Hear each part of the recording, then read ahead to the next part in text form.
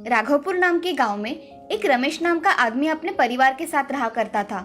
उसकी फूलों की खेती का व्यवसाय था। वो जो भी बीज लेकर जाता उसे वो उगाकर उसके पौधे बना देता था। ये देख सभी घर वाले उस पर बहुत खुश थे। एक दिन रमेश का मित्र समर वहाँ आता है और रमेश से, रमेश, इस साल भी तुमने फूलों की खेती की है। इस साल तुमने नया क्या लगाया है खेती में? मैंने इस साल ट्यूलिप्स के भी फूल लगाए हैं। देखते हैं कैसे आते हैं। मेरे हाथ से कोई बीज लगाया और उसे फूल नहीं आया, ऐसा कभी हुआ है क्या? हाँ, ये बात तो सच है रमेश, तुम्हारे हाथ में जादू है। अच्छा, ये लो, मैंने तुम्हारे लिए कुछ अलग फूलों के बीज लेकर आया हूँ। धन्यवाद समर, तुम सच में मेरे दोस्त हो। ऐसा कहकर समर कुछ काम से वहाँ से चला जाता है। कुछ समय बाद रमेश वो बीज अपने खेत में लगा देता है और कुछ महीनों बाद उसे बहुत सुंदर गुलाब के फूल आते हैं। उसे देख रमेश बहुत खुश हो जाता है। वो गुलाब के फूल अलग अलग रंग के थे। उसे देखकर बहुत से लोग फूल लेने के लिए आया करते थे। ये देख उस गांव का साहूकार मोहनलाल मन में, ये रमेश तो बहुत ही तरक्की कर रहा है। छोटी सी खेती लेकर आज कितने अच्छे दाम में फूल बेच रहा है। इसका ना कुछ करना ही पड़ेगा। ऐसा मन में सोचकर साहूकार रमेश के खेत के पास चला जाता है। तभी साहूकार मोहनलाल रमेश से, अरे रमेश, कैसे हो? अच्छा हूँ साहूकार जी, आप कैसे हो? और यहाँ कैसे आना हुआ आपका? कोई काम हो तो बताइए। अरे मेरा कुछ काम नहीं है, मैंने तुम्हारे खेती में अच्छे गुलाब देखे तो उन्हें देखने के लिए चला आया बस। आइए ना साहूकार जी, मैं आपको अलग अलग फूल दिखाता हूँ।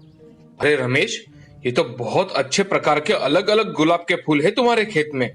मैंने तो अभी तक इतने अच्छे फूल कभी तक देखे ही नहीं। आपको अगर कुछ फूल चाहिए तो आप ले सकते हो साहूकार जी। जरूरत पड़ने पर मैं तुम्हारे खेत से ही फूल लेकर जाऊंगा रमेश। मैं कल दूसरे गांव गया था, मुझे वहां भी अलग अलग फूलों के बीज मिले हैं तो मैं लेकर आया हूँ। तुम चाहो तो मैं तुम्हें नौकरों के हाथ भिजवा देता हूँ। जी साहूकार जी, आप भेज दीजिए।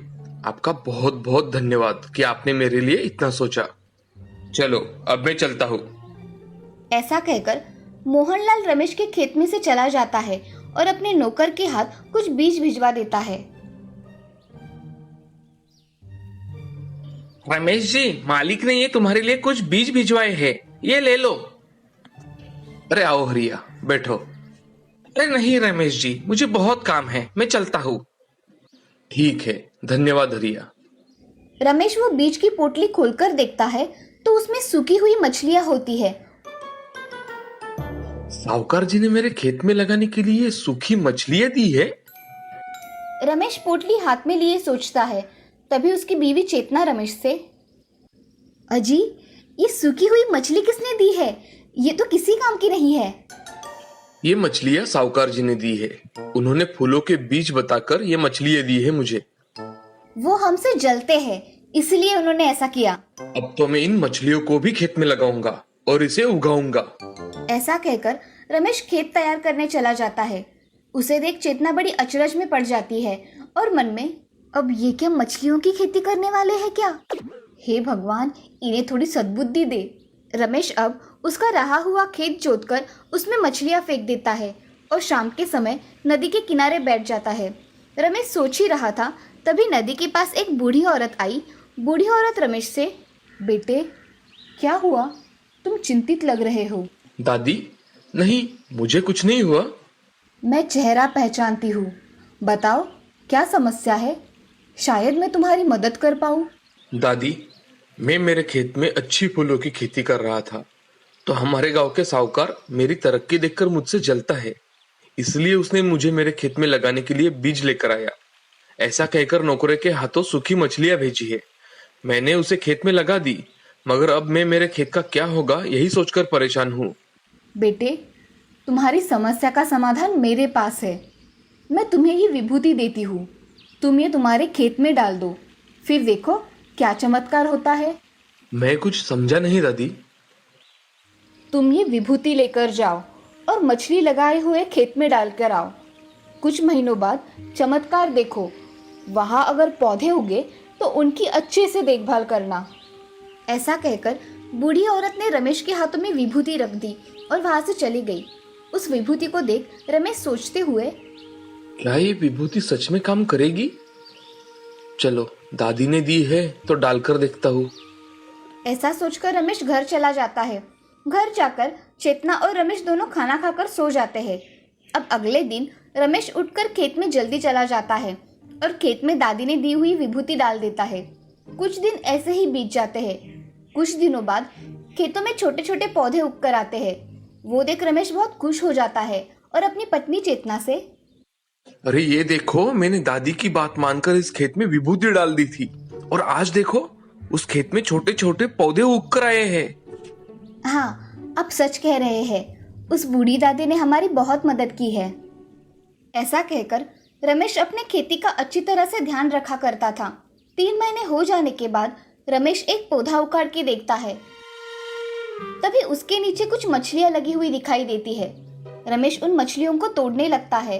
तभी उसे महसूस होता है कि वो कोई साधारण मछली नहीं है, उसका रंग सोने जैसा है। वो उसे तोड़कर एक टोकरी में डालता है। तभी वो मछलियां चमकने लगती है। तभी रमेश का दोस्त राघव वहां आ जाता है। राघव रमेश से, रमेश, तुमने तो चमत्कार ही कर दिया। खेत में मछली की खेती करके दिखाई। ऊपर से ये मछलियां मुझे सोने की लग रही है। सोनार के पास जाकर देखना पड़ेगा।